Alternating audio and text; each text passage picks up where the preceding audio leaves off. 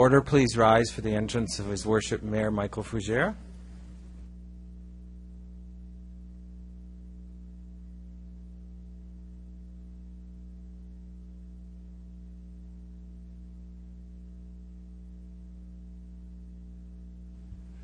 Good evening, everybody. We'll begin the meeting with prayer.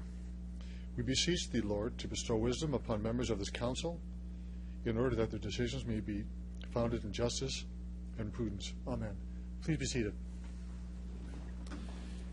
Before we begin the formal meeting of council, we have some special guests in the audience. Councillor Flagel.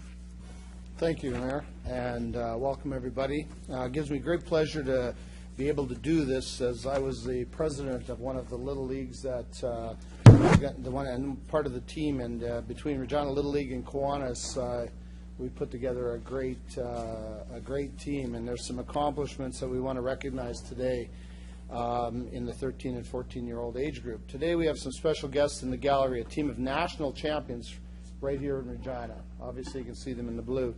A couple of weeks ago, a squad of young baseball all-stars from our city went to Michigan to participate in the Junior Little League World Series. They're the first team from Regina to make it to the tournament in the entire 26-year history of the tournament. But it wasn't an easy road to get there. First they had to win the provincial championships, then it was off to national tournament in Lethbridge, Alberta. The team was able to make adjustments and increase their focus after losing the first two games. They trounced Lethbridge in the third. No simple feat, considering the two cities have a bitter rivalry the last 3 years. That win was the first of 6 straight victories leading up to defeating the powerhouse BC team, and those guys have been perennials. I know that from years ago. Having won the national crown, Regina's team went to Taylor, Michigan for the Junior Little League World Series. They started out red hot, winning their first game against Czechoslovakia. Their second win came against Mexico, another first, since no Canadian team has ever beat Mexico before. In the third game of the tournament, they lost to China, but that's not so bad because China went 6-0 and undefeated throughout the whole tournament and won the tournament. So they had to go through you guys to get there, so that's a good thing. The third time in 5 years that the team had won that tournament, so they were a perennial powerhouse as well. Canada's fourth game was a nail-biter. Up against Latin America, they fought hard, pushing them to 2 extra innings. Unfortunately, Canada ended up losing 4-3. But what an experience it was. And I know firsthand because I went to the Little League World Series in Williamsport, Pennsylvania, and those kids today still talk about it. And I know they do. This group of talented athletes puts in an incredible effort and put Regina and Saskatchewan on the world stage while doing it. I'd like to thank each and every one of the 14 players for giving it all and making us so proud, as well as the staff, our coaches, the parents, the volunteers, the people that put money up. Everybody deserves a big round of applause at some point. But we also have a special one in our group, as Brad Bells is obviously part of our city team, working for us, and I know they've all given their time and providing leadership to help these kids reach such amazing heights. Ladies and gentlemen, please, a round of applause for Regina Little League.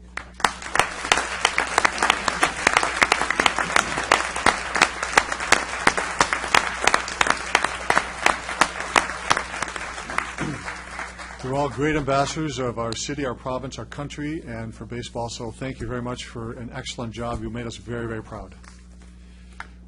Thank you, Councillor Flagel, very much. That's good. So now we'll move on to the business at hand. I'd like to have a motion to confirm the agenda, please. So moved. Councillor Bryce, seconder, please. I'll second the agenda, Your Worship. All those in favor? Opposed? Carried. The minutes for the July 28, 2014 meeting of council. So moved. Councillor Hawkins, seconder, please. Second. Councillor Young. Any errors or omissions? I'll call the question. All those in favor? Opposed? Carried. Our first report tonight on public bylaws and related reports. CR 1494. Councillor O'Donnell. Thanks, Your Worship. This is an application for a zoning bylaw amendment, rezoning 8C to MAC, 4401 Armour Road. Have a seconder for that, please. Okay. Councillor Flagel, second. Go ahead. Thanks very much. So a little time ago, we actually, just to the north of this property, agreed to a development, and it would have some other retail and a hotel and so on. Do you want to do this Yeah, now? I do want to, I'd like to ask for a photo opportunity here. I think it would be really good. So I think it's, Councillor O'Donnell, thank you very much for allowing us to do that. Your Worship, can I move about a 3-minute recess then, or a 5-minute recess, so you can do that? Seconder for that? Sure. Councillor, all those in favor? Opposed, carried. Let's get some pictures.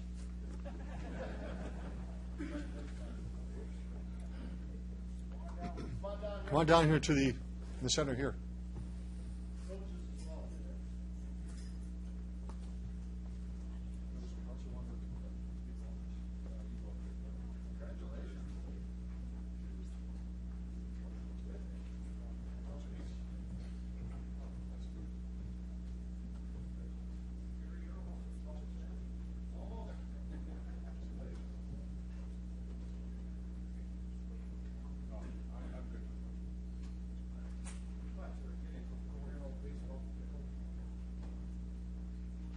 I don't think we have any Kiwanis councilors, but we have two North Regina guys, myself and Councilor Kings, have both been on North Regina's executive, and kids played in it, so coached. Hey, nice.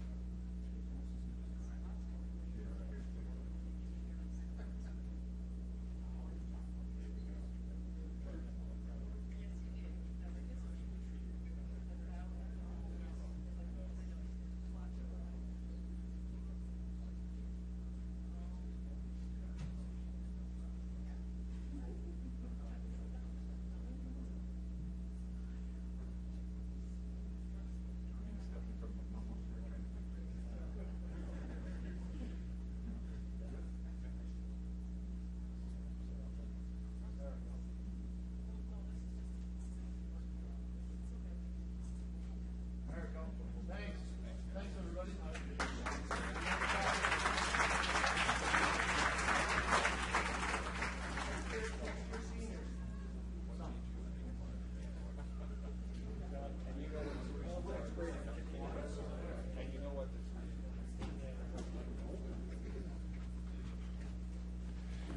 It's not every day that we have national championships and the team that was so close to a world championship here, so congratulations again.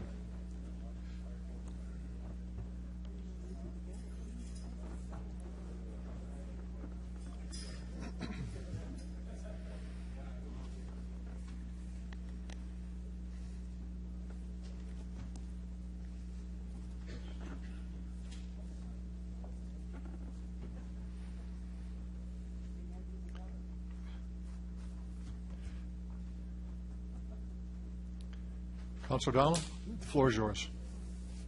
Thanks very much. So before you, we have an application for rezoning.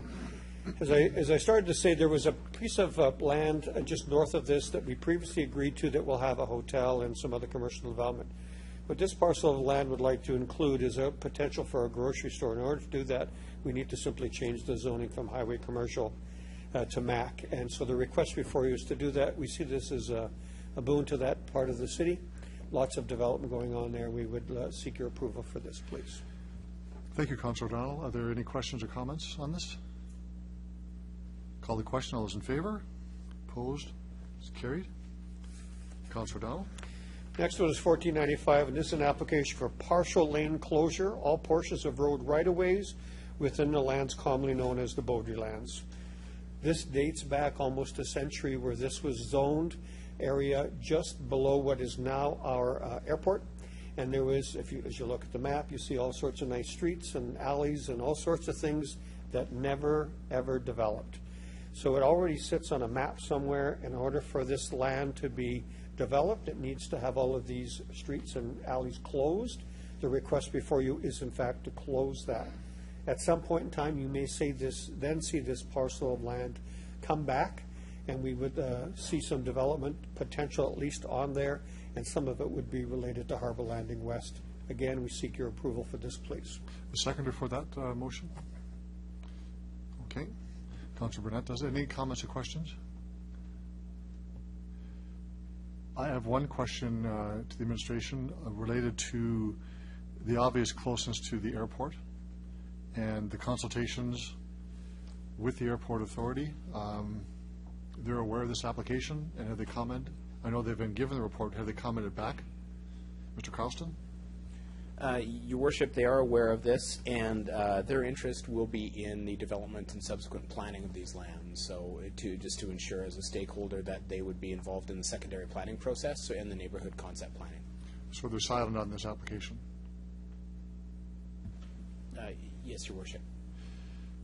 With respect to residential development, I guess further to the west of this, any comment on where that's located related to the airport itself and the NAF, what that means for where we can have residential development? Mr. Carlston? Your Worship, the same rules that apply in the current Harbor Landing area and the same noise exposure factors would apply in any subsequent planning and to the west of Harbor Landing. And they were an integral stakeholder in the neighborhood concept planning of Harbor Landing, so they would be in anything to the west as well. Okay, thank you for that. No other questions? Councilor Fraser?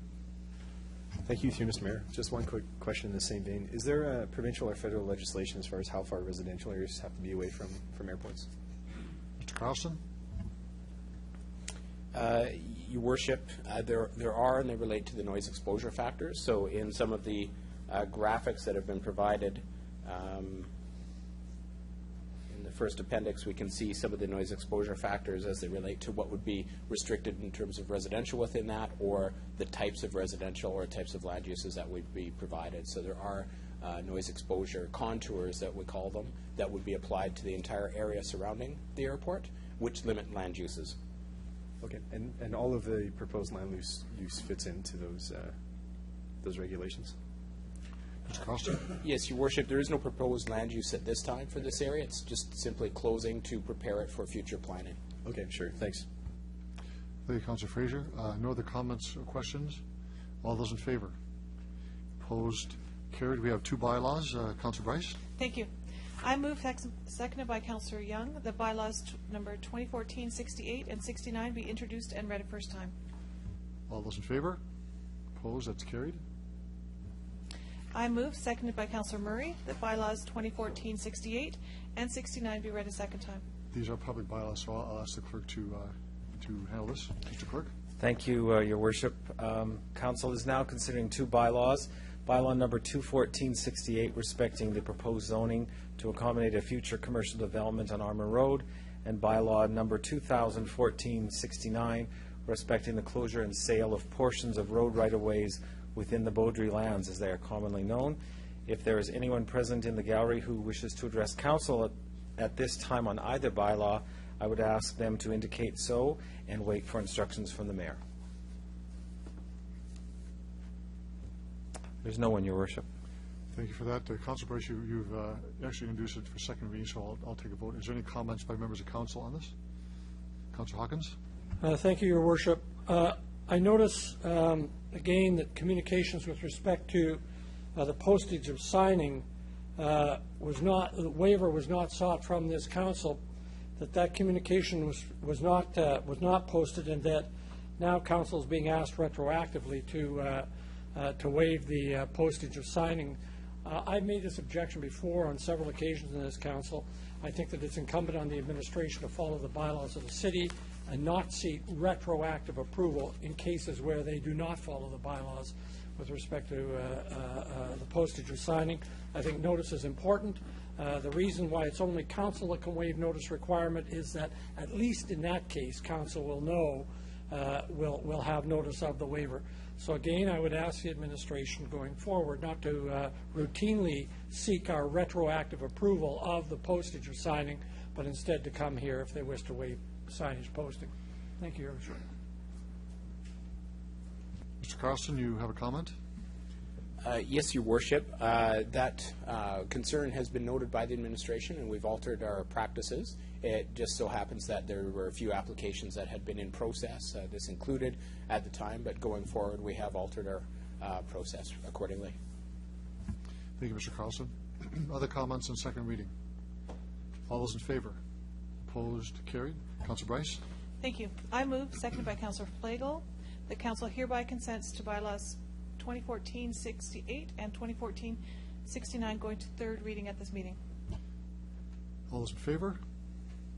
Opposed? That's carried unanimously. Thank you. I move, seconded by Councillor Burnett, that bylaws 2014-68 and 69 be read a third time. All those in favor? Opposed? That's carried. Thank you for that. We'll move on to delegation bylaws and related reports. We have a delegation tonight, D 14-80. Shauna Taylor.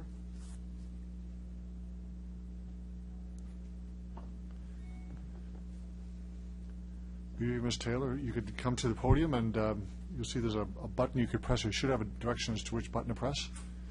If you could identify yourself, who you represent. You have 5 minutes for your presentation, and members of council may have questions after. Sure. Thank you. My name is Shauna Taylor. I am director and owner of Taylor's Tots Childcare.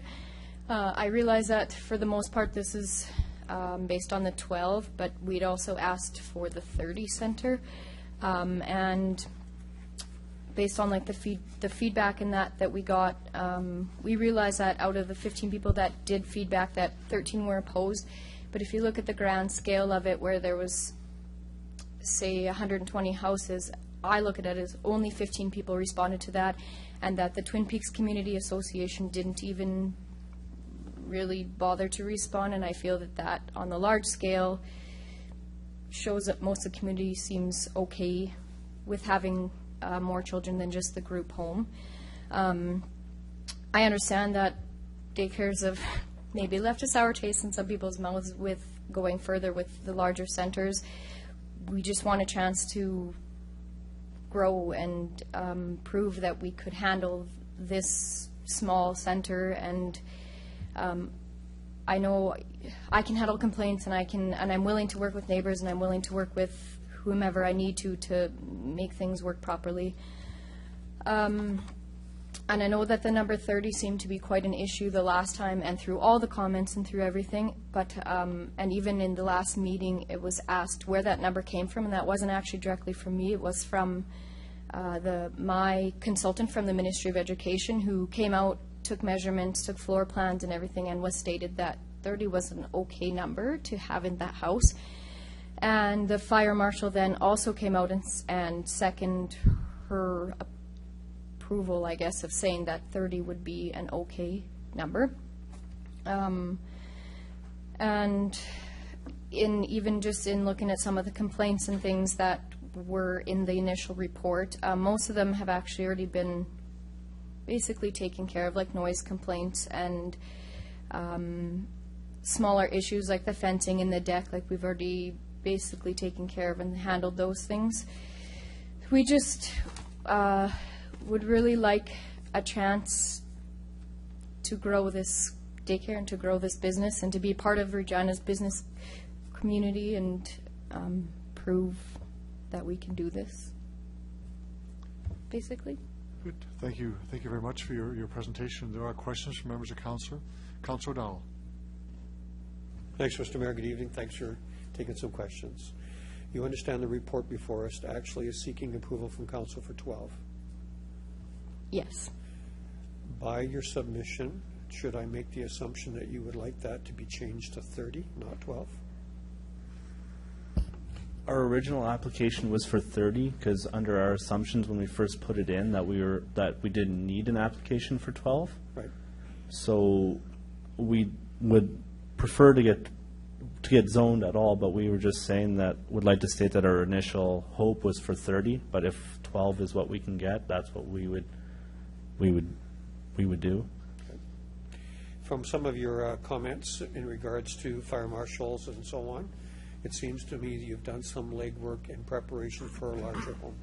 So just to follow that up and to be clear, have you done all the amendments to the home or are in the process of doing amendments to the home that would allow that to be the case? Yes, the fire marshal, all of his recommendations were already finished before we opened the center, and that's for 12 and for 30. They're all complete, and everything that the educational ministry has asked of us, we've completed before we could even start the 12 center. And that would continue on for the 30 as well. Thank you. Could you just explain to everybody, I know, but do you have any history with this property? Yes, my parents own the property, and they are renting it to us, and depending on how things go, we would purchase the property ourselves eventually, is the plan. Okay. And is there anybody living in the home at this time? Currently not at this time, and that's also something that we'd like to look at in the future, is if we could find a way for some kind of admission to it so that we could run it without someone living there. If not, we would find a way to have someone living there while we're running as a 12 center. Thank you. Thank you. Thank you, Councilor O'Donnell. Councilor Hawkins? Thank you very much, Your Worship, and thank you for coming forward. I just want to ask you a question about one of the statements you make in your written submission to Council. You're dealing with complaints, and particularly with complaints about the noise level being too high. You state, city bylaw states that between the hours of 10 p.m. and 7 a.m. is the only time in which one can make a noise complaint. I'm wondering where you got that information, or why you make that statement, or what bylaw to which you're referring. Our person that was covering our zoning application, that's what one of her responses was to the community, that noise complaints were not a valid complaint for this issue because the daycare was not operating in time when noise issue would be considered inconvenient for the community. So you're acting on the basis of information that you received from the administration? Yes. Okay, thank you. Your Worship, I'll have questions later about that for the administration. Thank you, Councilor Hawkins. Councilor Hinks?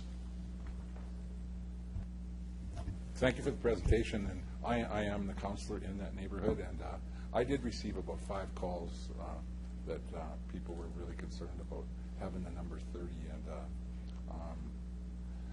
and I don't really this is the first time I've heard from you, so I don't know really what to think, but 30 does sound like a big number.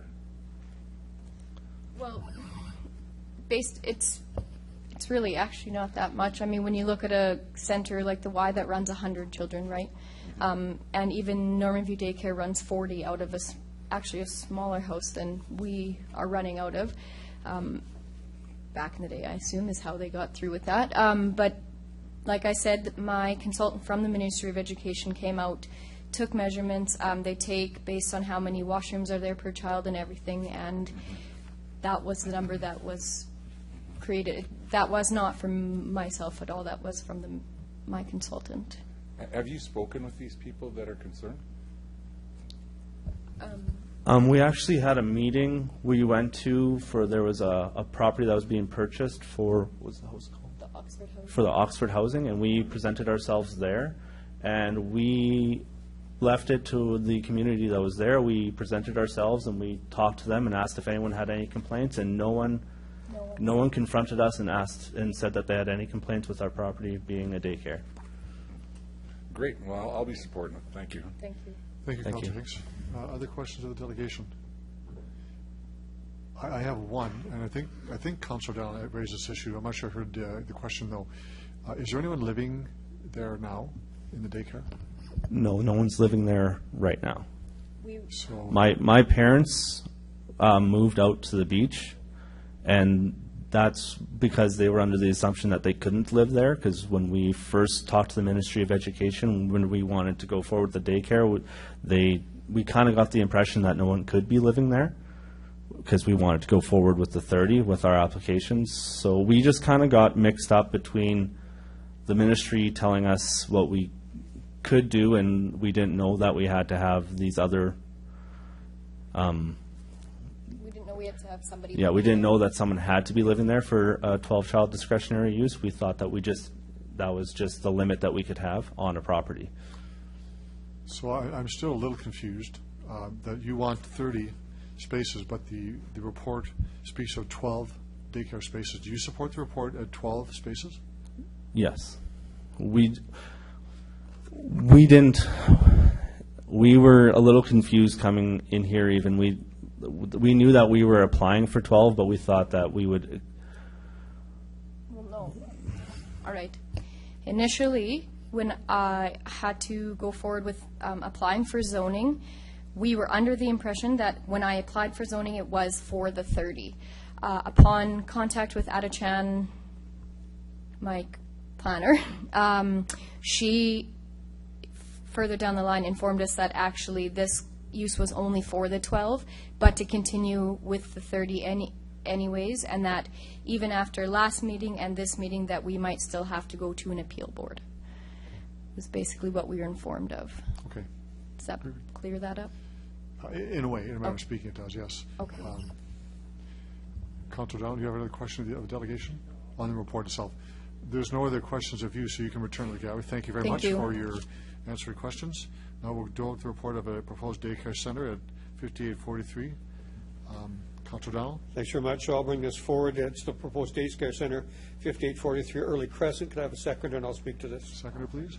Councilor Hinks. Thanks very much. So clearly what you have before you and what was before Planning Commission was an application for a daycare center up to 12 spaces. If you note in the report, there was some discussion about 30, but that was not the proposal. That was before Planning Commission. That is not what I'm bringing forward on behalf of Planning Commission, and that is what I'm asking you to accept. That is the 12. I want to be clear about that. You will note from the discussion that there is to be no more than 12 children, and that the subject property is to be occupied as a residence. So part of the condition is that those two things will occur. I would like to ask the administration a couple of questions so that we can seek some clarity.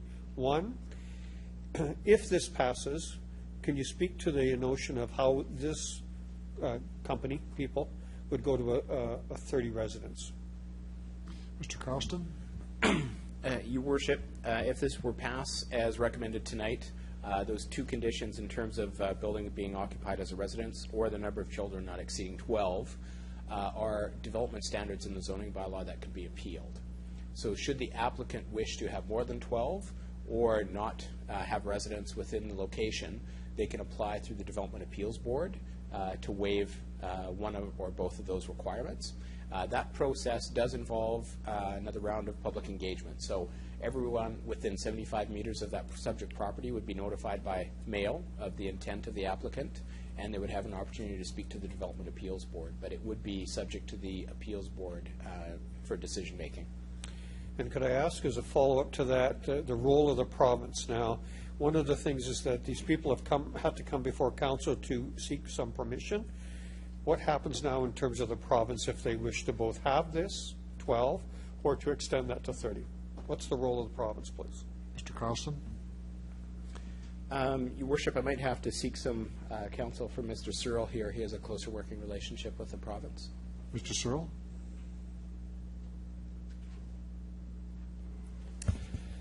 Your Worship, the applicant would need to, for either the 12 or the 30 child care spaces, seek a license from the province.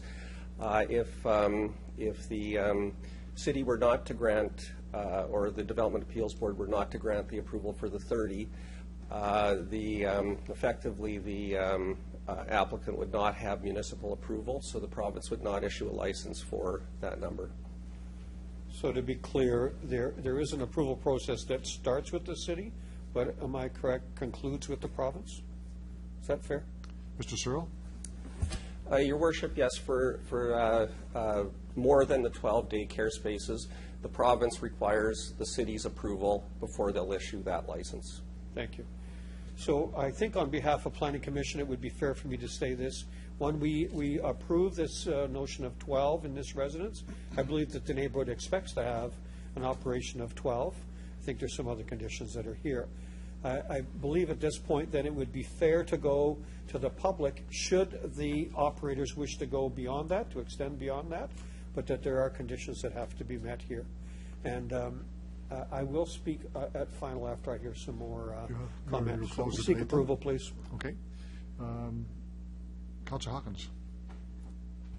Thank you, Your Worship. I'll be supporting this motion, but I want to try and clear up an ambiguity. I'd like to ask the administration what its position is with respect to the statement made by the delegation that the noise abatement bylaw does not apply except between the hours of 10 p.m. and 7 a.m. Mr. Carlston? Your Worship, I believe what's meant by that is that those are the hours in which there's more restrictive decibel limitation upon noise. The zoning bylaw does have general noise requirements throughout, but they're more restrictive through those periods of the evening. I'm not sure if Mr. Searle has anything to add in relation to that. Mr. Searle? No, Your Worship. I think Mr. Carlston's covered that. Your Worship, as I read the zoning bylaw, and I'm going to read section 3.1 of the zoning abatement bylaw, it states as follows: no person shall make, continue, or cause to allow to be made or continue any loud, unnecessary, unusual noise, or any noise whatsoever which either annoys, disturbs, injures, endangers, or detracts from the comfort, repose, health, peace, or safety of other persons within the limits of the city, except to the extent allowed by this bylaw. The bylaw contains no exemption with respect to daycare centers. Mr. Searle is right. This matter is partly dealt with in the zoning bylaw. There is an exemption in the zoning bylaw, section 7.83a, which reads as follows: the following noises shall be exempt from the provisions of this section: noises from construction and maintenance activities between 7 a.m. and 10 p.m. You'll note that that does not apply to daycare centers, and indeed, further down in that section, it says that the following noises shall be exempt: ordinary domestic noises, such as voices, which are subject to the Regina noise abatement bylaw. It's my position that, in fact, the noise abatement bylaw does apply to daycare centers, and I think that this is probably important for the neighborhood to know this. So I'm in support of this, but I would point out that it's my understanding of these bylaws that, in fact, daycare centers are covered by the noise abatement bylaw. This has become an issue in my ward, and I think it's important to say on council floor that the administration reading of the bylaw, if as I understand what has been said, is too restrictive and ought to be reviewed. I have one question to ask the chair. I don't think this is a referral matter, but is there any way that I can ask for the administration to give an undertaking to come back on this point? I think we could ask it as an undertaking, and with a commitment from the administration to come back with a report to members of council. If that satisfies you, Councilor Hawkins? It does, and with that, I'll be supporting the motion. To Mr. Carlston, understanding what's required, just a referral motion to you, or I guess simply a report back would work. Mr. Carlston? Your Worship, a summary report back through undertaking would be sufficient for the administration. Good. Thank you. Other questions or comments on the report? Councilor Burnett. Thank you, Mr. Mayor. Just a quick question in terms of process. That it seems to be a highly regulated kind of industry or business, and the province through education has to approve a number of requirements. The fire marshal, I know for sure, has a number of specific requirements, and then our request here. What's the sequencing like? If we approve this tonight, have we already seen a written report from the fire commissioner's office and from the Ministry of Education saying, based on these plans, we would endorse and approve? Mr. Carlston? Your Worship, again, I might call upon Mr. Searle to respond to. Mr. Searle? Your Worship, all of those requirements, whether they be the inspection from the fire marshal or any other authority, would also be a condition, a precondition of the issuance of the license by the province. So the province, the Ministry of Education is the licensing authority in this case, and they would do their due diligence to ensure that all of those items are addressed before a license is issued, including municipal zoning approval. Thank you. That's good. Thank you, Councilor Burnett. Councilor Fundura. Thank you, Your Worship. Question will be on the traffic in the area. If you're looking at 12 children in a daycare, I know this is a residential area. Is there going to be any buses moving to that area? And my question would be 230. How would that impact on the traffic, to Your Worship? Mr. Carlston? Your worship, we view 12 as minimal. It's not bus traffic generally. It's individuals dropping off children. We didn't really analyze the impact of 30 because we were focused on the 12 at the time. So. Okay, then just to continue on that, Your worship, on the winter travel for snow removal and all that, have we looked into impact of how that traffic movement will be during the winter months, Your worship? Mr. Carlston? Your worship, one of the reasons it's limited to 12 is because it's very representative of normal operations within a residential neighborhood. So we would assume that that would operate as any other residence in terms of traffic circulation within local streets within the winter. Okay, thank you. Thank you for that. Thank you, Councilor Madera. Other questions? I have a question of the administration related to that today there's no one living at the residence where there's daycare, so they are, in fact, outside the bylaw. Am I reading that correctly, Mr. Carlston? Your worship, that is correct. So the applicant will have to remedy that either by seeking a zoning appeal or through actually having someone become resident. Do we expect them to proceed with an application for developmental appeals, both for having someone not living there and expanding to 30? Is that a given? Mr. Carlston? Your worship, I'm sorry I haven't talked to the applicant directly, but we are available to meet with them to assist them with any process or to answer questions that they may have. So Mr. Searle's area would lead that with them, so they're welcome to approach us.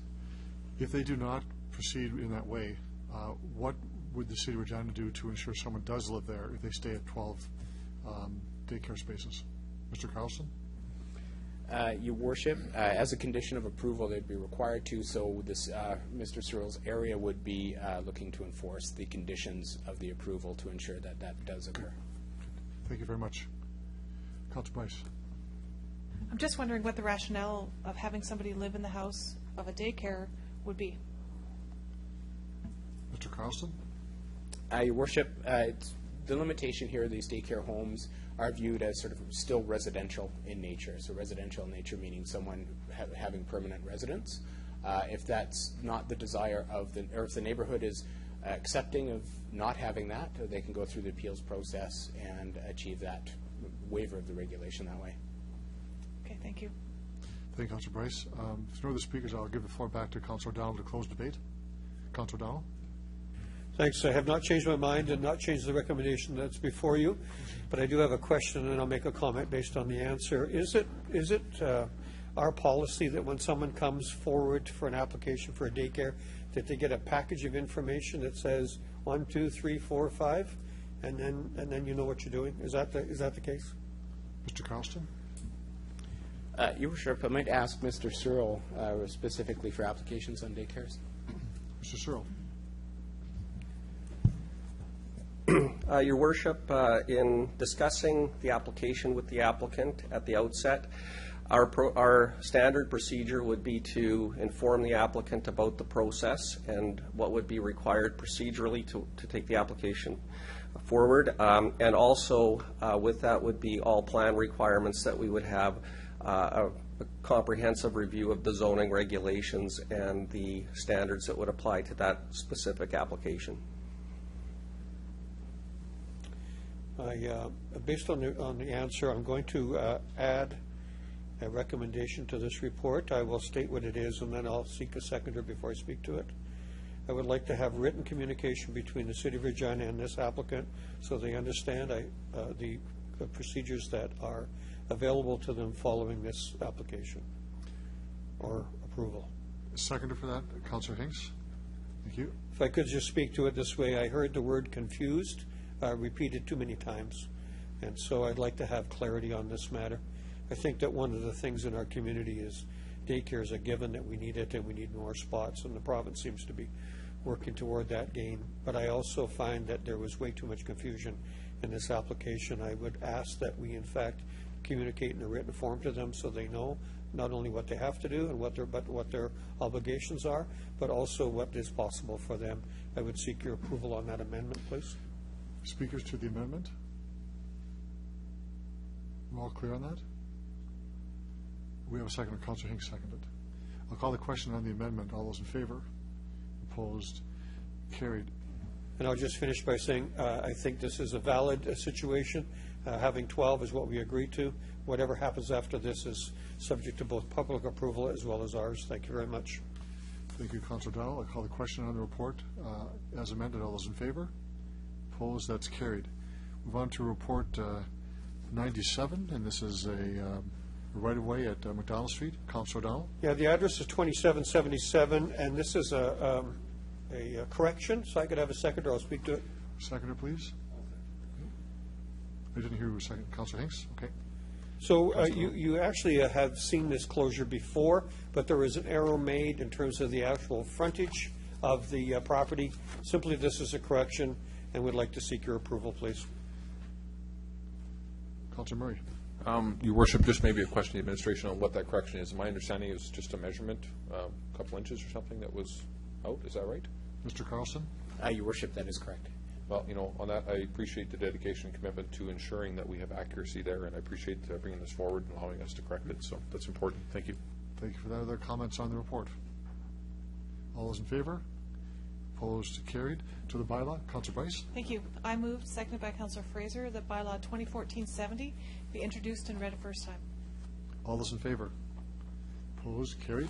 I move, seconded by Councilor O'Donnell, that bylaw 2014-70 be read a second time. Any comments on this? All those in favor? Opposed? Carried. I move, seconded by Councilor Hanks, that Council hereby consents to bylaw 2014-70 going to a third reading at this meeting. All those in favor? Opposed? That's carried unanimously. I move, seconded by Councilor Hawkins, that bylaw 2014-70 be read a third time. All those in favor? Opposed? That's carried. Move to administrative reports, CM 14-13, the severance application in Cameron Street. I'll move CM 14-13. Can I have a seconder, please? Councilor Findera. Thank you. This, the recommendation is that the severance application to subdivide Lot 5 in Block 90 into Lots 5A and 5B, being 1037 Cameron Street, be denied. This was brought forward and originally denied January 27th at the council meeting, and the applicant did not appeal within the 30 days, so it's back at council. Okay. Comments on this report? Councilor Murray? Thanks, Your Worship. Just to clarify then, so the leftover parcel or the secondary parcel would only be 7 meters, therefore quite small. I mean, that's 21 feet, not very big. But I think our minimum requirement is 7.5 meters. So is that's the reasoning then for the rationale behind the denial? Mr. Carlston? Your Worship, yes. So it is a technical nature. So the administration cannot approve anything that does not meet the subdivision bylaw or the zoning bylaw, which the minimum is 7.5 meters. And this is the process, has to come straight to council. Okay. No, I appreciate that. I mean, it does lend itself to the fact that we are willing to listen. We're willing to take a look at it, but if it's not within the bylaw, it doesn't fit within the guidelines, then it simply can't be. So therefore, I can appreciate the denial that's there. That would be it. Thanks, Your Worship. Thank you for that. Other Councilor Donald. What's the appeal process here? Mr. Carlston? Your Worship, much like the process that I just outlined for previous application, in which residents are advised of the intent of the applicant, and they go through the Development Appeals Board. And is this is not the first time we've seen this, so is it common that people go through this process where they're close but not quite, and then they go to appeals? And if that's the case, what's the success rate? Mr. Carlston? Your Worship, this specific type of application, we probably see about 2 to 3 a year. Development appeals in general, there's about 75 per year, in which people are close but just outside of the regulations. Most appeals, I believe, are granted. I'm not sure that how these specific types have been dealt with. Fair enough. Thanks. Thank you. Thank you, Councilor Donald. Other comments on the report? All those in favor? Opposed? Carried. Report 14-98, the Housing Summit. Councilor Bryce? Thank you. I will move CR 14-98, which is the Mayor's Housing Summit. Seconder for that, please. Okay. Comments on this? Councilor Bryce, you take the chair, please.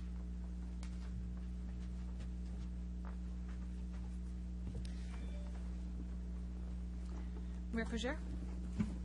Thank you, Councilor Bryce. Just a comment on the Housing Summit. Members will know this is a commitment we made last year at the Housing Summit to have a second one.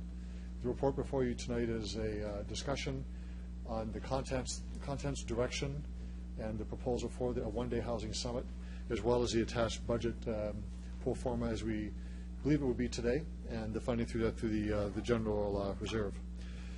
Asking for council support on this one, and we know that our housing market has changed substantially since the Housing Summit, since the election, since the passing of our comprehensive housing strategy. One of the main themes of the report or purposes of this summit is to review those policies to see have they been effective? Could they be changed to make more effective in changing marketplace? Is to talk about, once again, innovation, which is always an element of interest to those who will be attending, as well as changes in the future. We want to talk about our relationship with the province and how their strategies and policies are working. When we began this term, we had a 0.6% vacancy rate, up to 1.6%, 1.8%. Now it's up to 2.5%. So we're seeing a change of the market slowing down a little bit, supply being there. Of course, we know we already have our $10,000 per door subsidy, and our exemptions, tax exemptions are important as well. But we want to know whether those are effective and could we change them to be more effective. I would make a comment with respect to what we're charging for entrance. Last summit, last year, it was $275. This year it's $250, which I would just, without an emotion on this one, perhaps I will ask the administration for direction to revisit that number. It is high for a one-day affair. It's lower than what it was last year, but that was 2 days. So I'd ask the administration to review that in terms of what is of value and what can be done, because we're still in the process of planning this. It's not certainly done for sure. What we're asking for is approval in principle for the budget to go forward, but the design is not finished yet. So to the administration, do we need a direction by way of a motion to revisit this, or can we just have the administration come back once again with a final number? Who would like to answer that? Okay. Mr. Carlson probably could. Mr. Nicholas? Okay, Mr. Carlson? Madam Chair, I think some direction from council would be appropriate in this regard, and we would take that back and just adjust the budget accordingly. Well, I would move and ask for a second or two for the administration to review the fee, because it's a one-day affair versus a two-day affair, and therefore we want to make this affordable, we want to make it meaningful, and we are subsidizing in any case. The final number of what we will get in terms of a subsidy through the reserve will be dependent upon who shows up, who comes in through the door. So if I could have a seconder for that. Councillor Young was seconding. Thank you for that. Okay, others want to comment on the motion. I'll have one final thing to say on the main motion. Okay, any comments on the motion? Seeing none, you can have your final comments, Mr. Mayor. Vote on it. Okay, all those in favor? Okay, that's carried. Mr. Mayor? Finally, just ask this members of council, this is a commitment that we made last year to have another summit. Whether we have another one in the future will be very much dependent upon how this council views housing going forward and whether we're meeting our objectives. I would want to see what happens at this next one to see whether we're going there or not, but certainly look forward to members of council's support for this. Thank you. Thank you.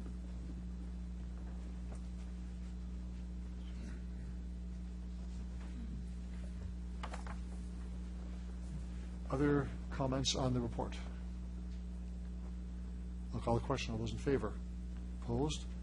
It's carried. Thank you very much.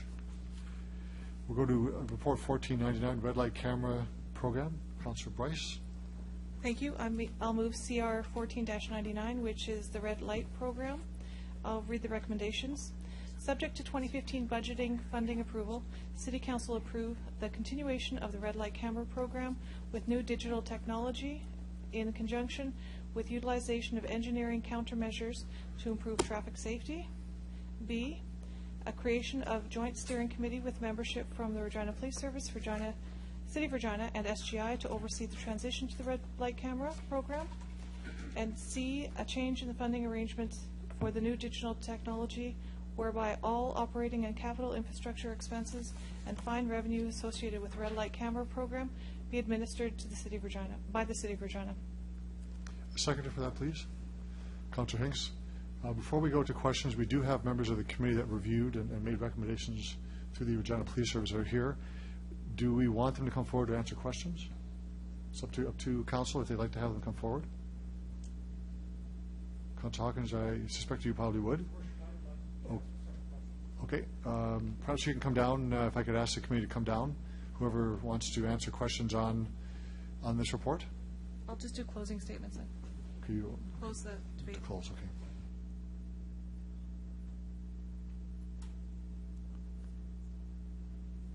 Gentlemen, if you could identify yourself and let us know who you represent. We'll have questions for you. Do you have any formal statement you want to make beforehand? I'm putting you on the spot, but you can do that if you'd like to. Sorry? Do you have any statement that you want to make? I do have a statement that I could make. Okay. Just identify yourself for the record and Sure. who's with you. I'm Superintendent Lance Dudar with the Regina Police Service. Thank you. And I'm George Iguaku with SGI. Thank you. Good 5 minutes evening. for presentation. 5 minutes. Good evening, Your Worship and council members. In 2013, a committee was formed to look at the sustainability of the current red light camera program in Regina. The committee members are Inspector Sherry Ortman of the Regina Police Service, George Iguakun of Saskatchewan Government Insurance, Kwei Kwei of Saskatchewan Government Insurance, and Ravi Sira of the City of Regina. The City of Regina has had a red light camera program since 1999. There are 4 red light camera systems installed at 3 intersections. Saskatchewan Drive and Albert Street, both northbound and westbound, Dudney Avenue and Louvain, southbound, Parliament Avenue and Albert Street, southbound. The current system uses invasive analog technology. This system has been without improvements, upgrades, or expansion since its introduction in 1999 and is outdated and non-sustainable. Therefore, decisions need to be made with regard to the continuance of the red light camera program in Regina. At the time of this report, 2 of the 4 camera systems were not functioning as a result of damages incurred during roadway maintenance operations. The other 2 camera systems are in disrepair and are only capturing approximately 50% of red light violations. In fact, the current red light camera system was capturing violations in only 3 of 12 locations. There have been a number of repairs done on the existing camera locations, and in total now 9 of 12 locations are capturing violations. Our current contract with Xerox Canada Incorporated expires on December 31st, 2014. They've advised us that the current analog system is non-sustainable or no longer sustainable. It is the committee's findings that red light cameras have reduced right-angle collisions in Regina. Research has shown that right-angle collisions have been reduced in general. In longer term, property damage only collisions resulting from right-angle collisions reduced by about 49%, while injury collisions reduced by 26%. There may be a short-term increase in rear-end accidents after the implementation of a red light camera system. The committee considered a number of options: discontinuing the red light camera program, continue the red light camera program and replace the current outdated analog equipment with new digital equipment, discontinue the red light camera program but improve public safety through the effective utilization of alternative, less costly engineering countermeasures.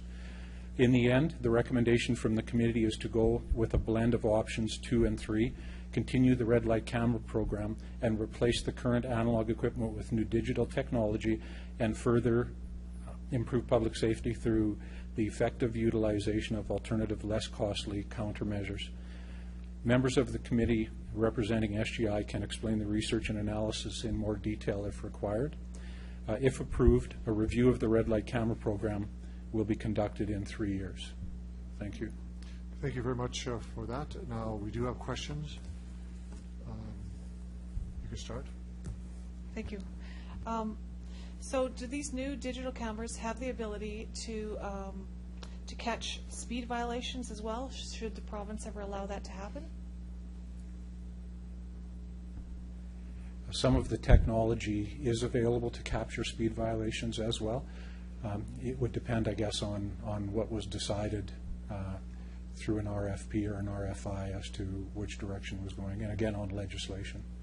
Okay, thank you. Thank you, Councilor Price. Councilor Hawkins, you're next. Thank you, Your Worship. I'd like to begin by asking a question about the research. You indicated that you could explain what the research was on which you based your conclusion.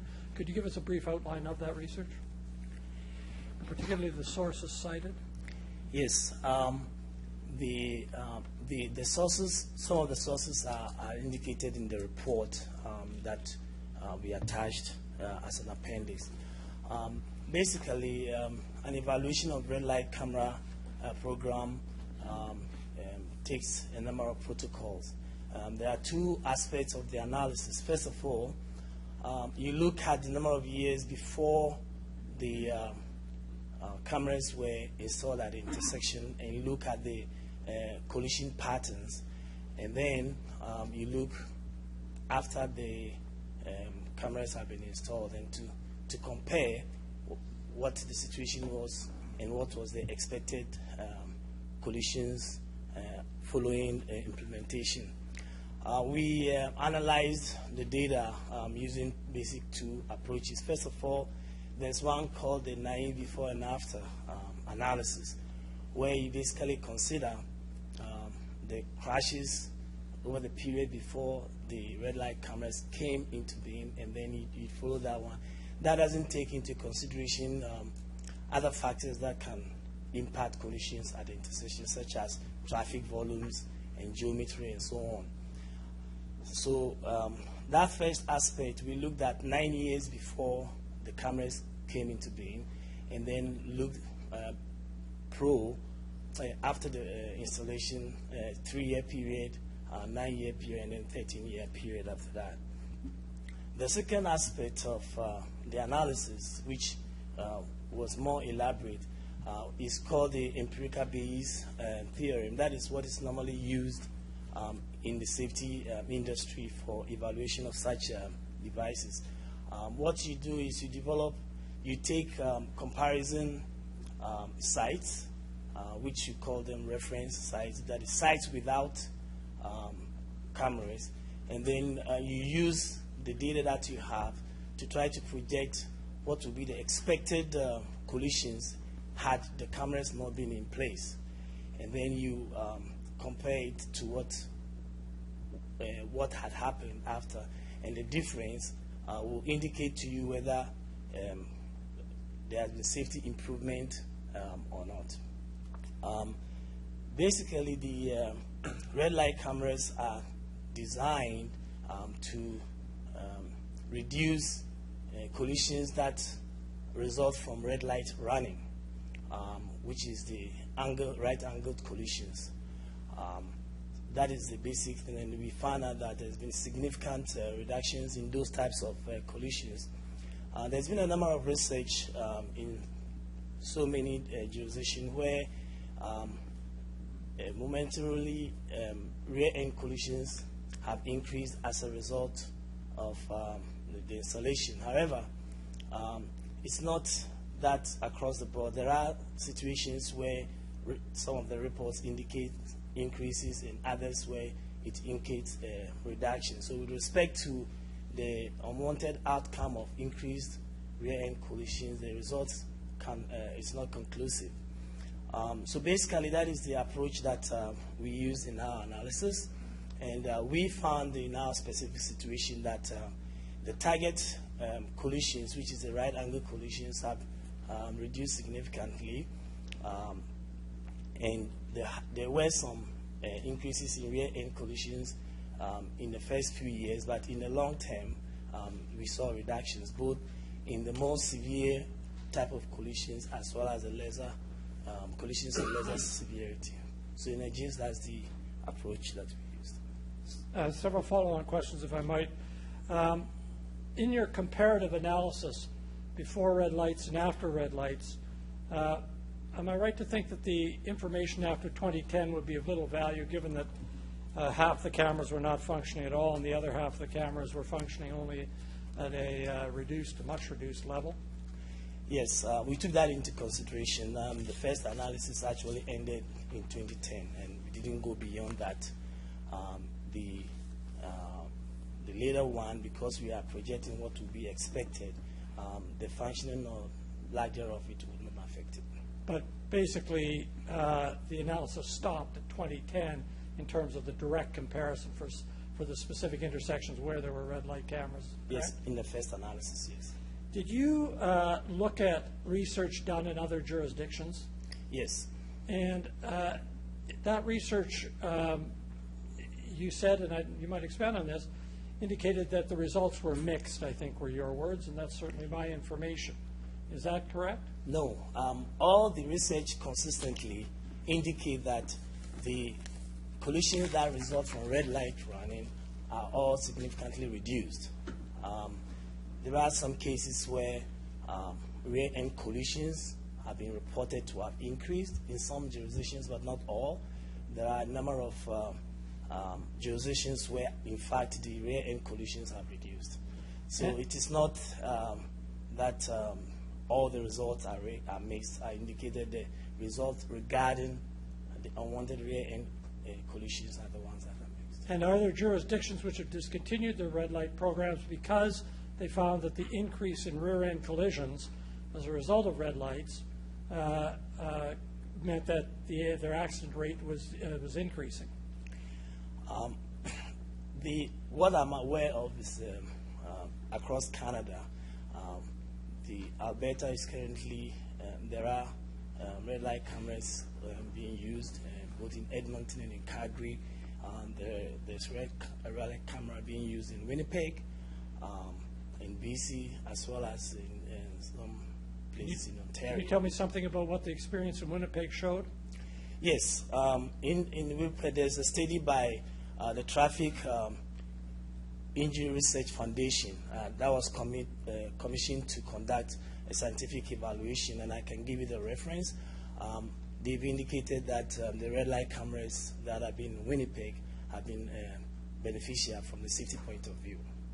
In Winnipeg, or in Manitoba, there's a public insurance corporation called Manitoba Public Insurance Corporation, the equivalent to RSGI. What does their research show? Manitoba Public Insurance itself, I don't know of any research that they've conducted in that regard. Luckily, I worked there before coming here, so I'm in contact with them. They had, together with the Regina Police Service, contracted the Traffic Injury Research Foundation to conduct that study. So that's what the published material that I am aware of. Thank you very much. I have one other question. Did some of your research involve research done in the United States by the Insurance Institute for Highway Safety, IIHS? Yes. And did you rely on that research? Well, we looked at the research and we looked at the methodology, the approach they used, and we took some of them into consideration in our analysis. But again, that's research from the United States. There are different conditions under which those studies were conducted that do not really apply to our situation. And so you look at whether the approach used is sound, it's been published and is supported by the research community, and to apply it to your situation. And what was your conclusion about whether the research, the widely cited research by the IIHS, what was your conclusion with respect to its soundness? Very solid. The Rating and Co. have done a number of studies on red light cameras. The previous ones, they keep updating the research with new information. So there are times that they've initially done some studies and then they've reviewed it and there have been some changes that they've identified. But when you read that research, you considered it very solid, is that correct? Yeah, along with other research from the National Highway Transportation Safety Administration, where they conducted a huge study as well. So that was not the only U.S. research we relied on. You're referring to the U.S. Federal Highway Administration research, correct? The National Highway Transportation Research Administration, yeah. Thank you very much. They are affiliated, yes. Thank you very much. Thank you, Your Thank you, Worship. Councillor Hawkins. Councillor Murray? He's not here? Okay, so we'll go to Councillor Flanagan.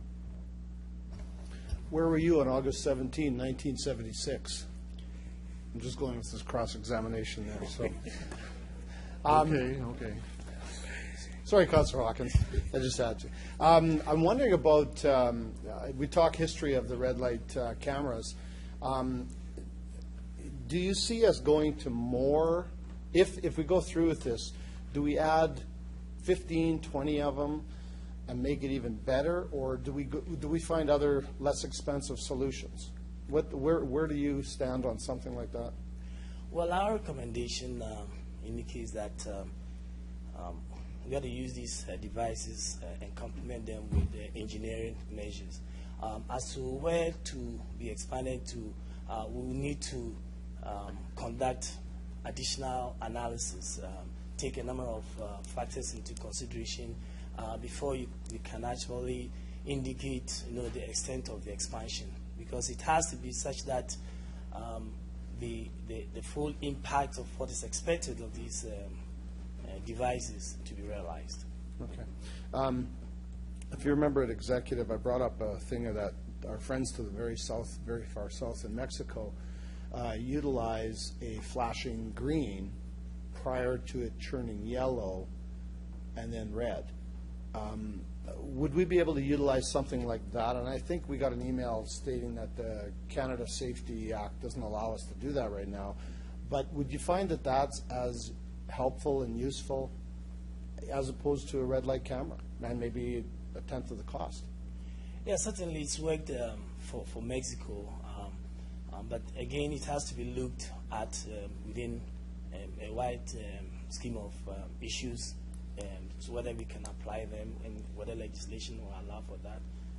So, you said you came from Winnipeg, and I know that when they run the red light and the speed, you can get a double ticket for about in the tune of about $375. Did they say that that's working, or is it causing more problems? Because if we ever legalize the speed cameras, I'm sure we'd probably start looking at, does that have a better impact, or does that cause more rear ends? I'm not aware of issues surrounding the combination of the speed and red light running. However, I know that the research, especially in Calgary and Edmonton, they've separated the two devices. They have their intersection programs. They call them intersection cameras, and they look at each one on its own merit. Okay, good. Thank you. Thank you, Councillor Flagle. Councillor Murray, do you have any questions? Okay. Councillor Fedora. Thank you, Worship. Just a question on some of the red light cameras who are, to your Worship, not active or working properly at the intersection. Prior to 2010, because a camera or a picture tells a story, what would be a person's hours spent on investigation if there's a camera there, if there's no camera there? What would be the comparison of what do we spend on investigating and what it takes to have a picture? Is that something that's beneficial to your Worship? Well, I'd say from the police perspective, certainly the time spent, we have one member who would spend maybe 10 or 15%, 20% of their day validating the tickets, so reviewing the tickets to make sure that they were accurate, that the information in them was correct before the ticket went out.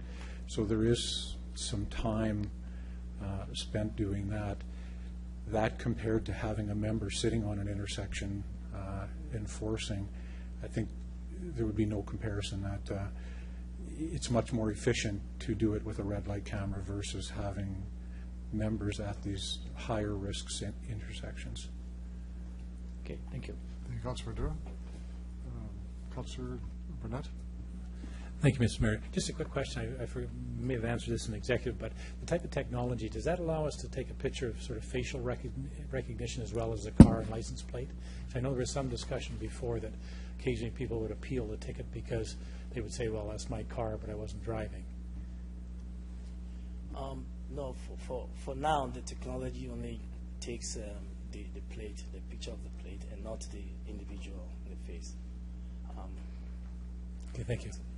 Thank you. Other questions of the delegation? Thank you very much. You can return to the gallery. So we'll start a discussion on the report itself. Councillor Bryce introduced it. Do you have any comments before you? I know you said you want to close debate. Do you want to? Okay, so we'll move on to speakers list. Councillor Hawkins? Thank you, Your Worship. I rise in opposition to this motion, and I rise in opposition for 3 reasons. First of all, I think that the science, the studies, which indicate that red light cameras are helpful, is decidedly mixed. And it's not just mixed in the sense that it shows that T-bone decisions are reduced. That's clear. But it also shows that rear-end collisions are increased, and it's not at all clear that one benefit outweighs the other one. And I want to just use a few examples of the studies to show how mixed they are. First of all, in the U.S. and Canada, there's a study from 2005 Virginia Department of Transport Studies of the long-range effects of camera enforcement in the state found a decrease in the number of right-angle crashes, but an increase in rear-end crashes with an overall increase in the number of crashes causing industry. That's with the use of red lights. A second one, Colorado experienced mixed results with red lights cameras. After starting camera enforcement at 4 intersections, crashes decreased at 60% in one, increased at 100% in two, and increased at 175% in a fourth. A third study, a 2010 analysis by the Los Angeles City Controller found that LA's red light cameras hadn't demonstrated any safety improvement. Finally, in 2010, Arizona completed a study of their statewide 76 photo enforcement cameras and decided that they would not renew the program in 2011. Lower revenue than expected, mixed public acceptance, and mixed accident data were cited.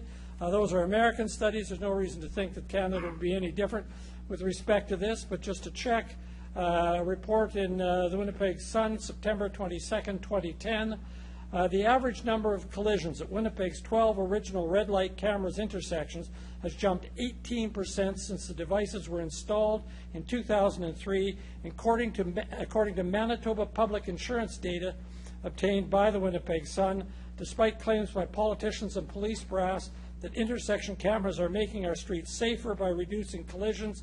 The Manitoba public insurance data shows that after 6 years of use, crashes at intersections are actually going up, not down. This is enough evidence to me to suggest that it is far from certain that these cameras are working, and indeed they may be increasing the number of accidents, not decreasing the number of accidents. I think that we would at the very least need more study. I think that we at the very least need some kind of a control pilot in Regina under our conditions where you have cameras that are working, which now we don't really, and where you have a situation where it's not working. So simply put, the research here is very mixed, very uncertain, and I don't have the kind of confidence that I need from the science to suggest that red light cameras are working in Regina at all, and indeed I'm concerned about the number of rear-end collisions that I think do result from the installation of red light cameras. Point one. Point two, I'm concerned about the process that we went through, get to today. There was a committee struck. It had a representative from the City of Regina, had a representative from SGI, and had a representative from the police. You'll note that all of those 3 representatives on that committee were government representatives. The committee did not ask for any independent study beyond the government perspective. What they had was the government perspective. Nor was public consultation sought on this in any way. I think that those are serious shortcomings in the research, and indeed I think that those shortcomings bias the research, make the research incomplete. So I'm not persuaded that the report we have in front of us is sufficiently complete or represents a sufficiently objective perspective on which we can make a decision to continue with the red light program. I would like to see more experimentation on it, and I would like to see more public input on it, and I would like to see a broader-based committee writing the final report. And finally, and very briefly, I'm troubled by the fact that, in fact, these cameras penalize cars, not drivers. There are many instances in which I think tickets go out to people who are not go at the owner of the car rather than the driver of the car, and I just think there's something profoundly unfair about penalizing an owner who may or may not know the car is going through the red light, and it may or may not be, without penalizing the actual driver. So for those three reasons, Your Worship, I oppose this motion. Thank you. Thank you, Councillor Hawkins. Councillor Murray? Thank you, Your Worship. I can appreciate my colleagues' concern around red light cameras, and I guess on the other side of it, I can appreciate that driving in LA would be much different than driving in Regina. Obviously, our winter road conditions would make it dramatically different. Again, no different than Winnipeg. Winnipeg's a much larger city with a lot more activity and a lot more traffic, and I'd hazard to suggest that the condition of their roads, probably we've got more drivers who are darting around a pothole and get in a wreck going through a red light camera than they are trying to avoid getting a ticket. That's only my surmise, and I don't know that for sure. Your Worship, 15 years ago we got red light cameras in this city. 15 years ago there was discussion around it, and around and around, a lot of debate, a lot of discussion, there was a lot of input, and we came to a decision at that time. The elected officials chose that we should go down that road. Now I can appreciate that maybe things have changed. Maybe we don't need them anymore. But we know that 3 years from now we'll have the opportunity to review that. And I think that's good, sage advice. Your Worship, prior to wearing a suit in front of you, I was an auto body technician. I did auto body work, automotive restoration. The one thing I do know, Your Worship, most vehicles today have airbags for the front two occupants. Not a whole lot of them have side airbags. Side airbags would help reduce the likelihood of bodily harm in a right angle collision. But if we don't always have them, we are putting ourselves at a great deal of risk. So if we can help, in only 1 or 2 cases, reduce the amount of right angle collisions by encouraging people to respect those red lights, I think we've won. Anecdotally, I don't know all the numbers. I don't know if we can have anyone here give us all the numbers in Regina. But 3 years from now, we can definitely go back and look. Because we had a period of time where these cameras were not functioning. So we've got a period of time where the cameras will function. But Your Worship, if they will help reduce just a handful of right angle collisions, I don't see the downside. Yes, rear end collisions are there. Last time I checked, my car has a bumper on the front and a bumper on the back. There are no bumpers on the sides of our vehicles. Maybe if we get some side bumper vehicles, we can get rid of our red light cameras because we can bump into the sides. I'm having fun with the fact that we don't drive bumper cars. Your Worship, I am in support of this report. It came from us, the Board of Police Commissioners, with a lot of discussion, a lot of debate. And I feel confident that these recommendations before us are the right way to go. Your Worship. Thank you, Councillor Murray. Other questions or comments on this? Councillor O'Donnell? Thanks. I want to make reference to the delegation and a comment that was made by our RPS representative, and it does not reflect in the recommendations before, so I'd like to make an amendment, please. It was verbalized, and this came out of a discussion at the Executive Committee, that this program would be reviewed in 3 years, and I would like to see that added to the recommendations. And I would second that, Your Worship. Okay. I have no discussion. I seek to vote on this in support. It's pretty clear what it is, and I think that was the intention within the body of the main report. That's an attachment that would be reviewed. So we'll formalize it by way of the motion, but it is always understood it would be 3 years in any case. On the amendment, all those in favor? Opposed? Carried. Good. Thanks very much. I think that was a key point for me. The information that I heard was that this was working in Regina. That matters to me. The fact that we'll review this will matter to me, and we'll review it in a public forum.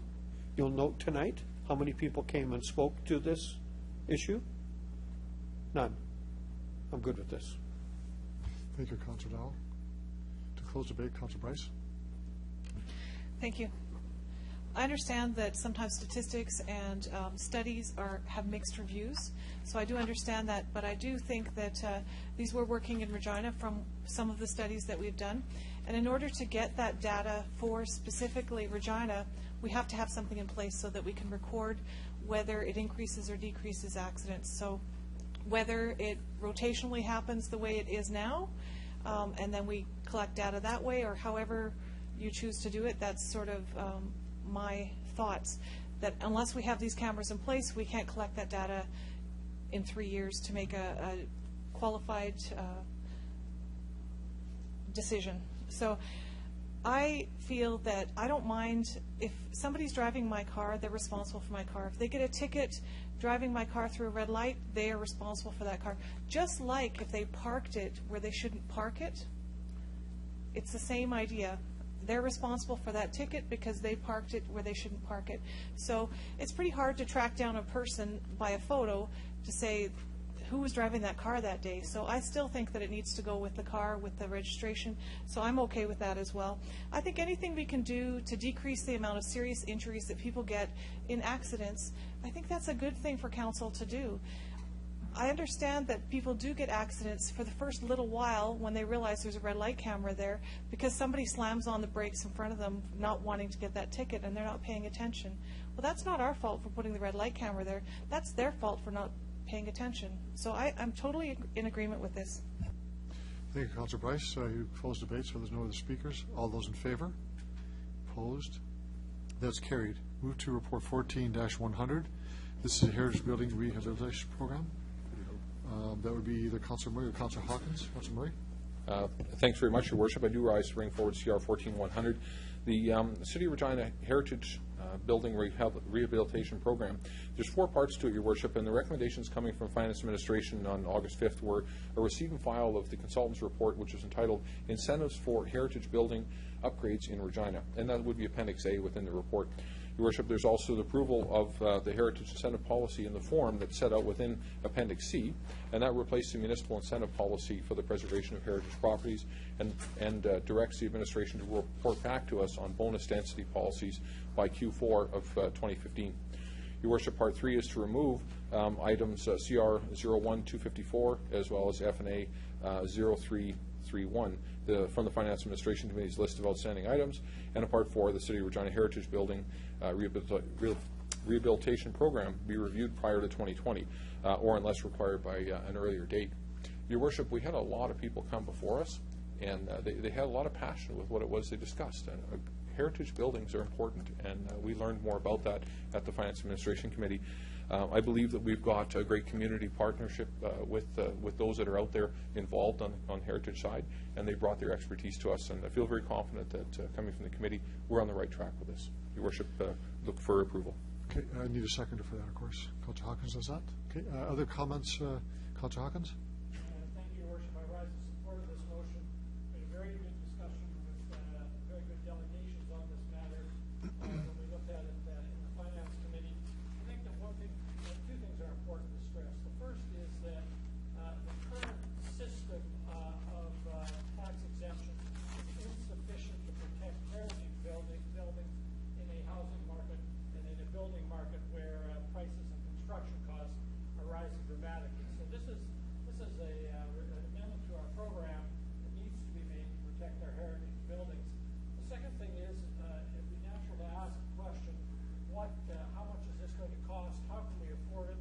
The report we have before us is very clear that although we may grant the exemption for a 10-year period, over the course of a 20-year period, we will more than recover any tax exemption that we grant by virtue of the fact that the property values of the buildings, the rents being able to collect in the building, increase the property value of the building, which in turn increase the property tax, which we can collect. So that I think that's an important thing to realize, that this is a program that will not damage the revenues of the city. I'd just like to add one other thing. I did ask in committee, and the administration indicated that they would report back on this. I asked whether it made sense to structure these kinds of programs as tax exemption programs or as grant programs, and the argument being that a grant program is somewhat more transparent and it's somewhat easier to understand that the city is actually making a grant, is actually giving up revenue in support, than a tax exemption program, which has the appearance that we're just leaving people's money in their wallet and it was their money anyway. And the administration correctly pointed out that was a bigger question, and it would look at that matter as a general matter of policy. But in terms of the Heritage Building Rehabilitation Program, I think it's an excellent program. I'm very much in support of it. Thank you. Thank you, Councillor Hawkins. Other speakers? Councillor O'Donnell? If I could ask a question, please. We are asking for, in the report, exemption that goes up to 10 years. Do we have the ability to do that legally? Mr. Carlson? Your Worship, when it applies to heritage, we do have that ability, yes. Thank you. Other questions? Councilor Fraser? Great. Thank you, through Mr. Mayor. Yeah, I fully intend to support this. I think this is a big step in the right direction. A lot of people have the impression that there's not a lot of heritage architecture in Regina, and I think that's not really true. What we're missing in Regina is time, actually. You know, Regina's not a very old city, so we definitely have a lot of great architecture and heritage buildings. It's only that a lot of them just aren't that old yet, because Regina really hasn't been there for a long time. So I think this is the right move for now. We'll revisit it in 2020, I believe. So, yeah, I hope the rest of the council is willing to support this. Thanks. Thank you for that. Any other questions? I want to pursue just a bit further Councilor O'Donnell's question on our ability to give a 10-year exemption. The Heritage Property Act allows a 10-year exemption. Does that act supersede the Cities Act when they both have a different perspective? I'm just not clear as which has precedence over the other. To our legal counsel, perhaps they can enlighten us. Through you, Mr. Chair, the idea behind interpretation of acts is you see if you can read them together and have both apply. I don't see that there's any inconsistency here. The Cities Act would be the more general act, talking generally about property tax exemptions.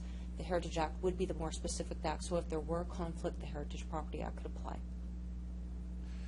So if we had a perspective of a 10-year exemption for, we'll say just generally for a geographic area of the city, where the only source of authority would be the Cities Act, we could not do a 10-year. We'd have to go through a 5-year and a 5-year.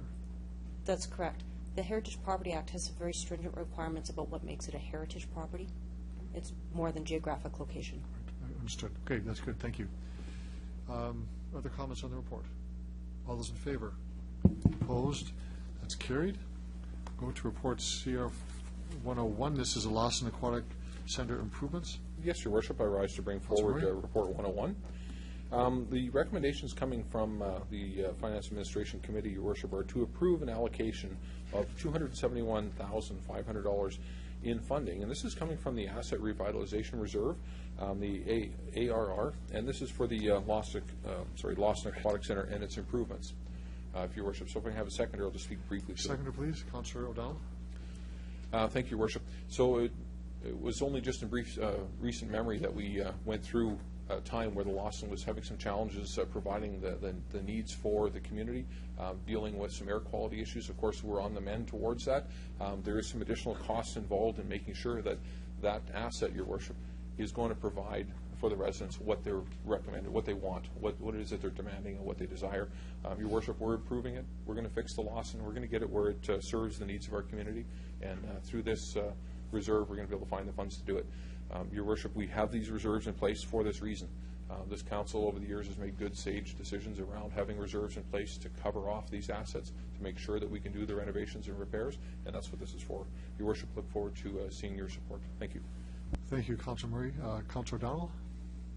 Thanks. A couple of questions. One is the additional money, is it for something that was already planned, or just an additional cost, or was there some additional efforts needed to get things up to code and happy? Mr. Archer. Your Worship and members of Council, the additional funds reflect the timing of the work and the relatively constrained timelines we're following. So based on best estimates in February, the bid documents were prepared and the budget was anticipated. The results of the process revealed that we needed some additional incremental funding. So the scope of the work has not changed. What's changed is the price of the work for both the market demand that exists today and the timing that we asked contractors who bid to follow. Thanks very much. This is now toward the end of August, and so we're being asked for additional funding now. Can I ask how this will impact the program and the operations at the Lawson, please? Mr. Archer. Your Worship and members of Council, the work for this has been underway in anticipation of this discussion tonight. Equipment has been ordered and is either on its way or is in hand, ready to be used. That work now is nearing completion, and with collaboration between facilities and recreation staff, we anticipate no disruption to programming. The Lawson will be available for use after September 15th, and we have the work is in its final stages as this report describes. Thanks very much for that. So when all is said and done, and I walk in my bathing suit later in September, what will I feel? What will be new? How will it be in there? Mr. Archer? Your Worship and members of council, well, I think the answer to that question... Nothing personal, just the visual was just simply a Let's keep the statement. visuals down to a minimum here and get some just general facts here. I think on balance, what you'll notice is a facility that has improved air quality.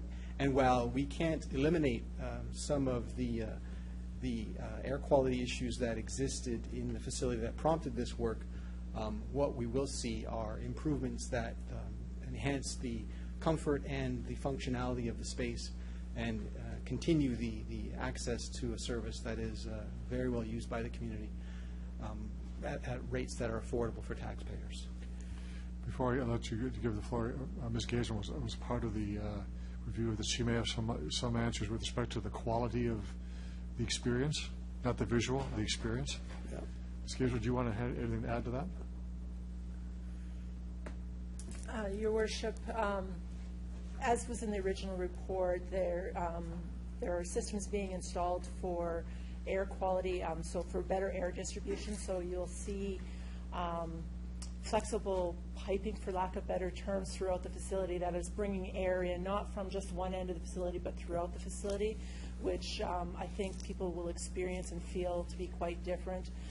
There's what we call air evacuation systems that is drawing some of the chloramines off of the air surface, which again is expected to make the experience much better for the athletes that are in the water.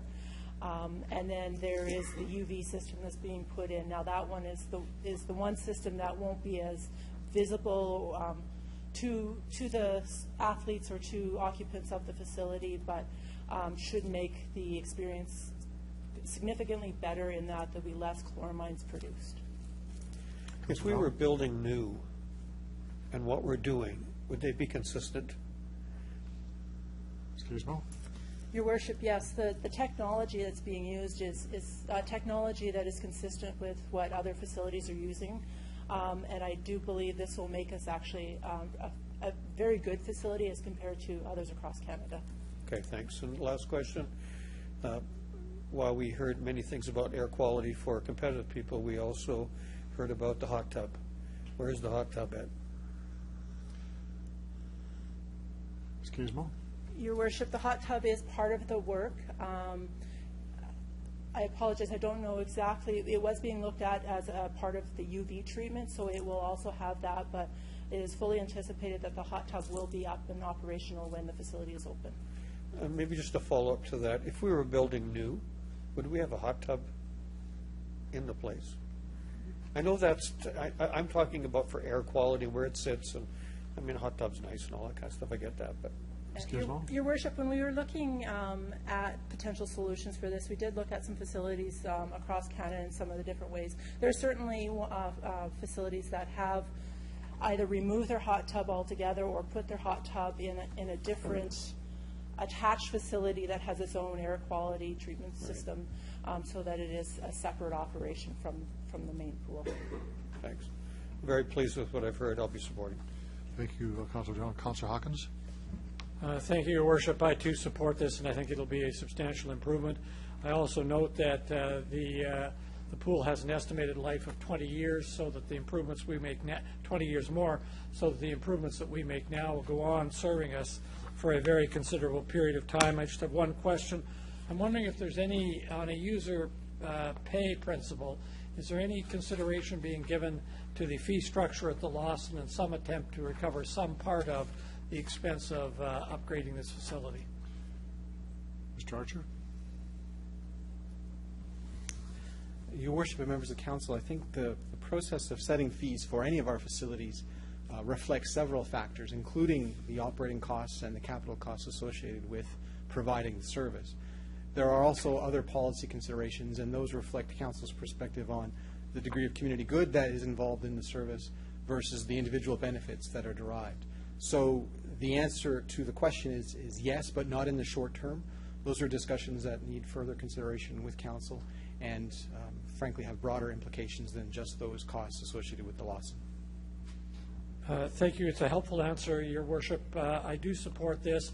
I do think that as part of our fee structure, we do, as was pointed out, need to consider community good, particularly as there are groups and users who are less able than others to pay the fee.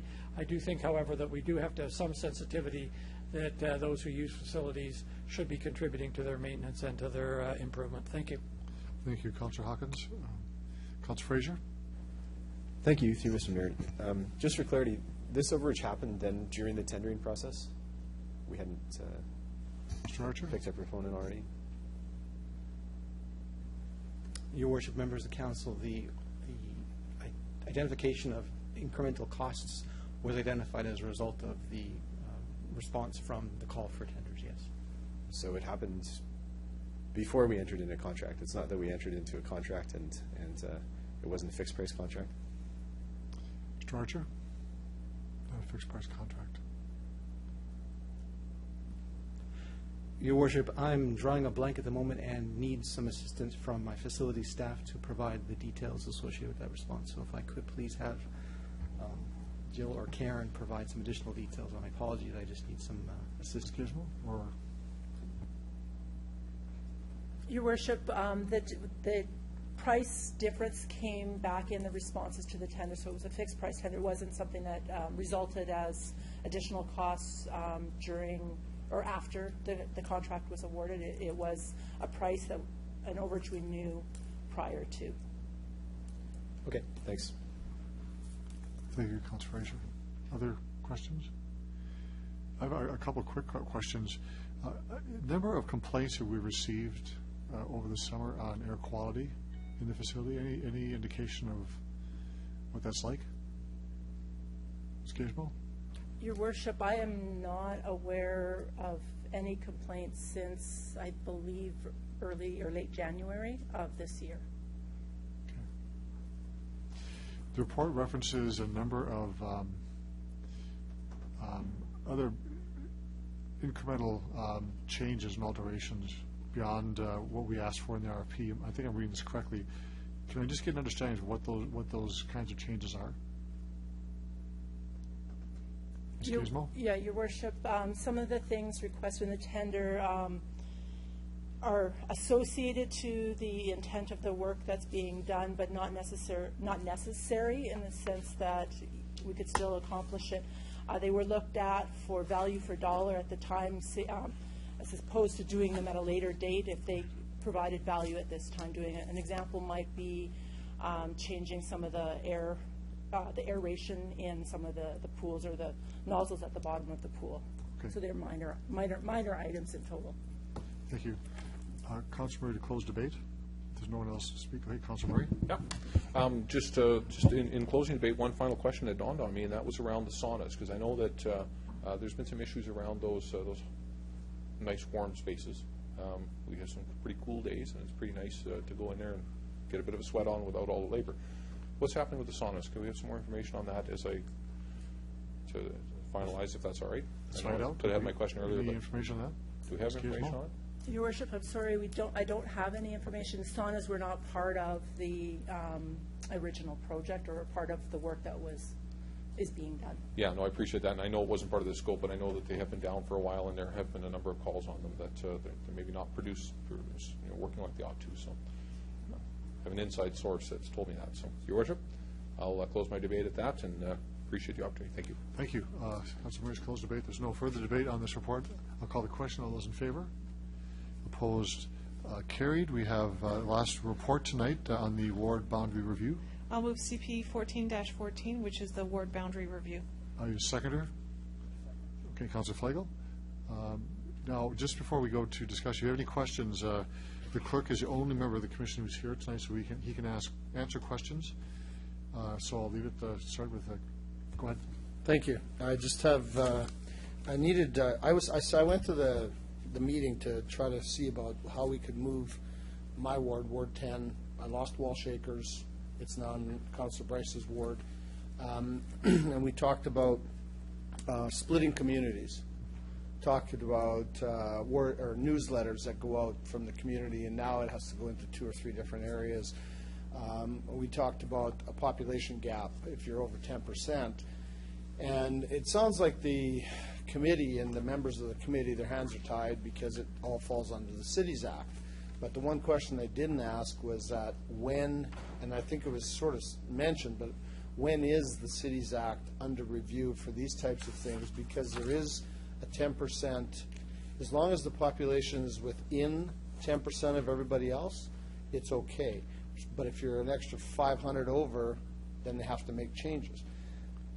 We need to find some leniency in that, because I think what my presentation was about was splitting communities and getting communities back together again, because if you look at geographically as opposed to numerically, I think we could do a better job in the city of Regina. If I look at Councillor Hinks and Councillor O'Donnell, their areas are split by one little street, and they could be bounded by Sherwood Drive, or you could be bound by other streets, and Councillor Bryce, you have another, there's a few of us, Councillor Murray's areas, there's splits everywhere. I think if we can get into more of a geographical, we might get a little bit more community-based people dealing with, and maybe when it comes to elections, people will even think about it a little bit more.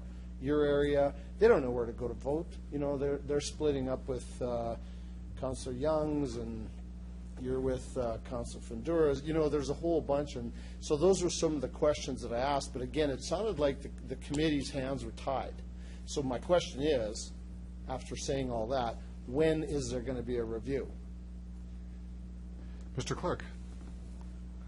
Thank you, Your Worship. I believe that we did address some of these questions, Councillor Flegel. Mm-hmm. I mean, your points are well taken.